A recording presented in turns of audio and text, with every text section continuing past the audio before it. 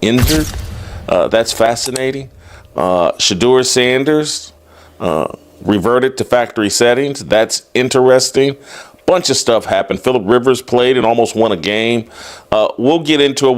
We'll start the show with the NFL truths, and then, and we'll unpack them a little bit more slowly and deliberately, because I got a lot to say about a lot of these topics because they're very fascinating. And then we'll get to Steve Kim, get his reaction to some of the football stuff. So the news we got about Patrick Mahomes is not only one of the worst case scenarios possible, but it's quite possibly going to affect the Chiefs' 2026 NFL season, or at least the beginning of it. So yeah, upon the Chiefs losing to the Chargers and a few other teams winning, the Chiefs have actually been mathematically eliminated from the playoffs. It's done. It's over. Well, it's one thing to have the season go the way that it has. You're 6-8. It's not great, but it's another thing. It takes it to another level entirely to hear and find out that Patrick Mahomes suffered a pretty brutal knee injury. Immediately after the game, Andy Reid said, yeah, it's not looking good. We saw Mahomes being helped off. So, the news we got about Patrick Mahomes is not only one of the worst case scenarios possible.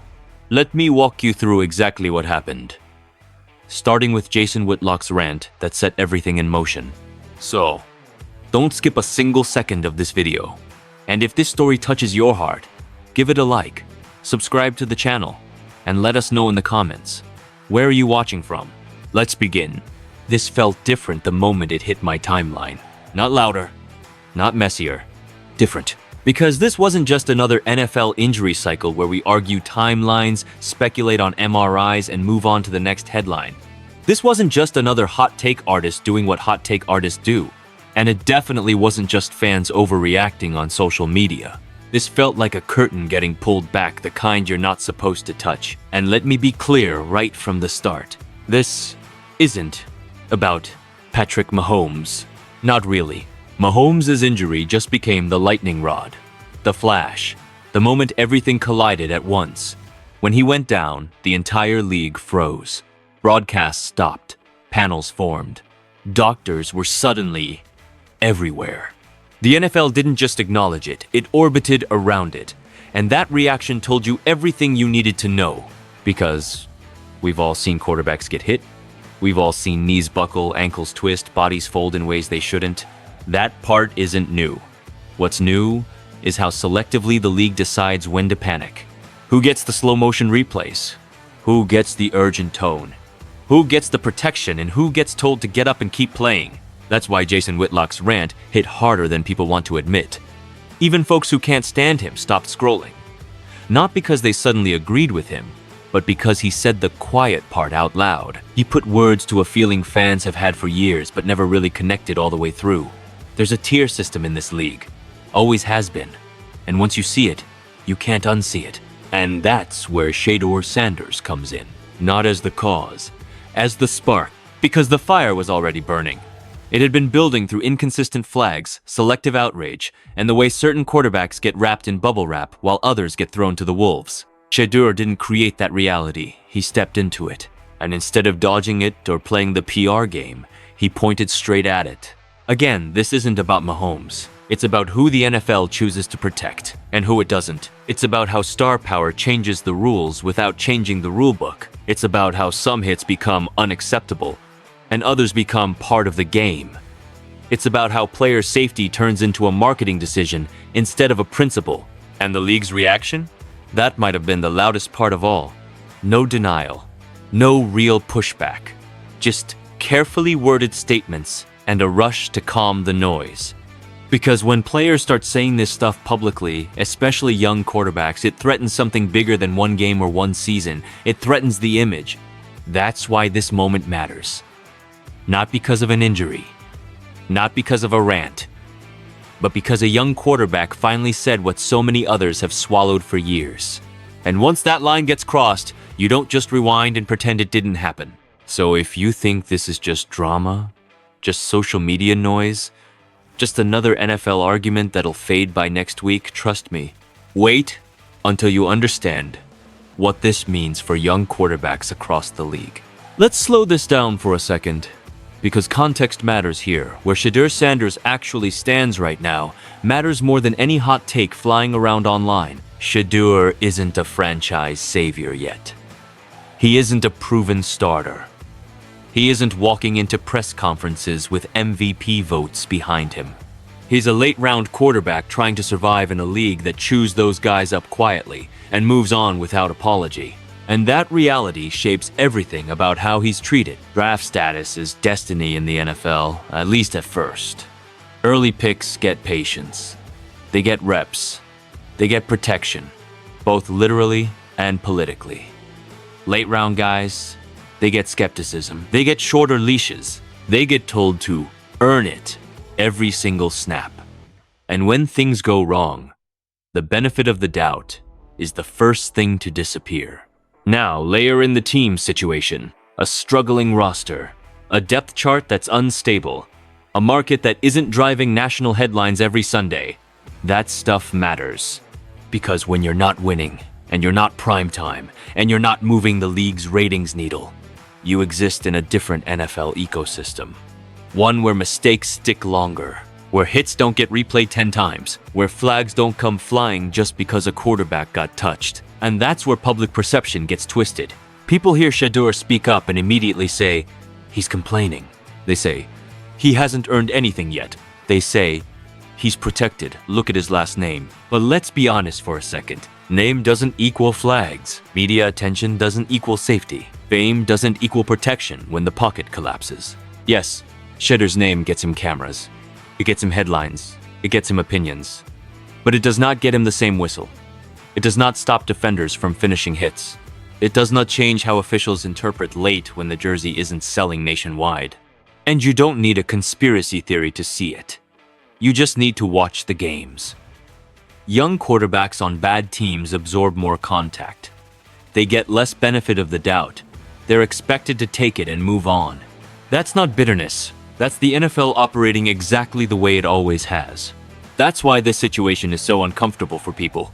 Because Shedeur exists in this strange middle ground. He's visible, but not protected. Talented, but vulnerable. Talked about constantly, but defended by almost no one when it actually matters on the field. And that tension, that gap between perception and reality, is what pushed this moment into something bigger. Because when a quarterback in his position speaks up, it's not ego talking. It's experience. And that's why what he said next mattered. Because it wasn't emotional. It wasn't reckless. It was accurate. This is the part where everybody got uncomfortable.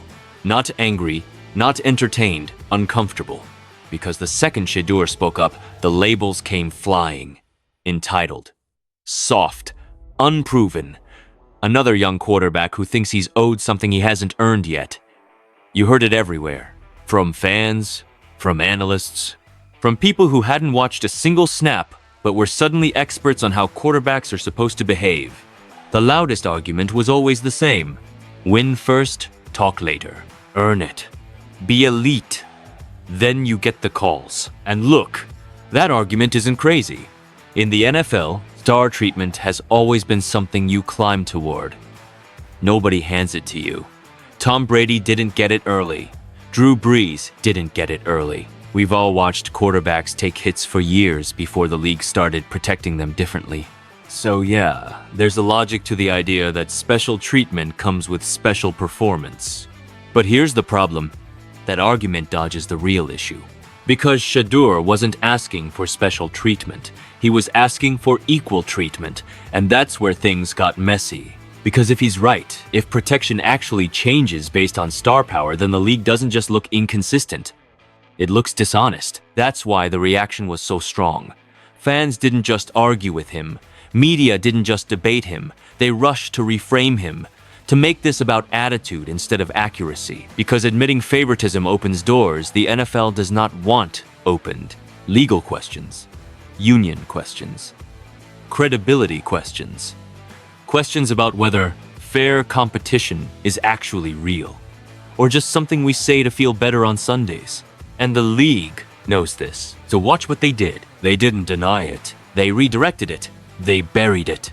Suddenly, it was all about tone, about professionalism, about how concerns should be raised. Internally, carefully worded statements about commitment to player safety with absolutely nothing concrete attached. No acknowledgement of the core issue, no explanation, Just calm language designed to lower the temperature without fixing the fire. That's narrative control. And the NFL is great at it. Because if this conversation stays on the surface, if it's just Shedeur versus his critics, the league wins. The moment it turns into a real discussion about how quarterbacks are valued differently, the league loses leverage. So they squeezed it, smoothed it, pushed it back into the usual noise cycle, and a lot of people went along with it. Because it's easier to tell a young quarterback to shut up and play than it is to confront the idea that the system might actually be uneven. But then something happened that nobody expected. The one person who could have shut this down completely, the one voice whose disagreement would have ended the conversation on the spot, didn't. And that's when everything changed. The moment this stopped being noise, the moment it turned into something real, was when the response came from the last person anyone expected. Because here's the truth. If Patrick Mahomes had shut this down, the story dies instantly. If he comes out and says, "Nah, that's not how it works," this whole thing gets labeled whining and everybody moves on. That's how the league operates. That's how narratives get buried. But that didn't happen. Instead, what we heard quietly, privately, was validation. Not a tweet, not a press conference, a conversation, quarterback to quarterback. And that matters more than anything you'll ever hear on TV. Because players know the difference between public politics and private truth. And that's when this stopped being about ego. This wasn't Shedeur chasing attention. This wasn't clout. This wasn't a young guy trying to attach his name to a bigger one. If anything, this was the opposite. This was someone willing to risk being misunderstood to say something that needed to be said. And when one of the faces of the league hears it and doesn't dismiss it, that changes everything. Because suddenly, Shedeur isn't just the guy complaining. He's the guy advocating. That's a massive shift. You could feel it in how players reacted. Not loudly, not publicly, quiet messages, private conversations. Younger quarterbacks nodding along because they've lived it too. They've taken the same hits, felt the same silence, watched the same flags stay in pockets. And they understood exactly what Shedeur was talking about. That's how movements actually start in the NFL. Not with hashtags, not with press tours, with locker room respect, with honesty, with someone finally saying the thing everyone else has been thinking but doesn't want to be first to say out loud, and that's leadership. Not the rah-rah speeches, not the Instagram quotes. Leadership is being willing to stand in the uncomfortable space and take the heat so others don't have to. Leadership is knowing the consequences and speaking anyway. And in that moment, Shedeur crossed a line. Not the wrong one, the necessary one. Because now he's not just a prospect anymore. He's not just Dion's son. He's not just a late-round quarterback trying to make a roster. He's a voice players recognize. Someone who sees the game for what it is, not just how it's marketed. And that reframes everything. This wasn't a mistake. This wasn't reckless. This was a line being drawn. And the most important part? The people who actually play the game noticed. Whether the league admits it publicly or not, whether the media ever gives him credit or not, this moment changed how players see Shedeur Sanders. And once that happens, you don't go backwards. There won't be an emergency rule overhaul. There won't be some press conference where the NFL suddenly admits favoritism. Star quarterbacks are still going to get protected. Flags are still going to fly faster for the names that sell jerseys. And most of what we hear publicly? Statements. Carefully worded, polished, safe. Action will move slow, if it moves at all. That's the reality. But here's where the story flips. That doesn't mean Shedeur loses. Because this moment wasn't about immediate results. It was about positioning. And whether people want to admit it or not, Shedeur just elevated himself in ways that don't show up on a stat sheet. His brand value went up, not because he chased attention, but because he stood on something. In today's NFL, authenticity travels faster than PR. Fans feel it. Players respect it. And front offices notice it. Even when they don't say it out loud, leadership perception matters. Teams don't just draft arms anymore, they draft voices. They want quarterbacks who can command a room, who can take pressure, who don't fold the moment things get uncomfortable. What Shedeur showed here wasn't perfection. It was backbone. And that sticks. There's cultural relevance too. The league is changing, whether it likes it or not. Younger fans want honesty. Younger players want representation. They want to know someone is willing to speak when the system leans too hard in one direction. Shedeur stepped into that space naturally, not forcefully. That's powerful. And maybe the most important thing? Player respect. You don't earn that with tweets. You earn it by saying what others are scared to say and standing in it. Every era has players like this. Guys who speak first. Guys who get labeled problems before they're eventually seen as pioneers. We've seen it before. They're uncomfortable before they're respected. And then, years later, people act like it was obvious all along. So let's be clear. One last time, this wasn't reckless. This wasn't whining. This was necessary. You don't have to agree with him. You don't have to like how he said it. But you do have to acknowledge what he exposed. A truth the league would rather keep quiet. A reality fans have argued about for years without anyone on the inside confirming it. So now it's on you. Pick a side.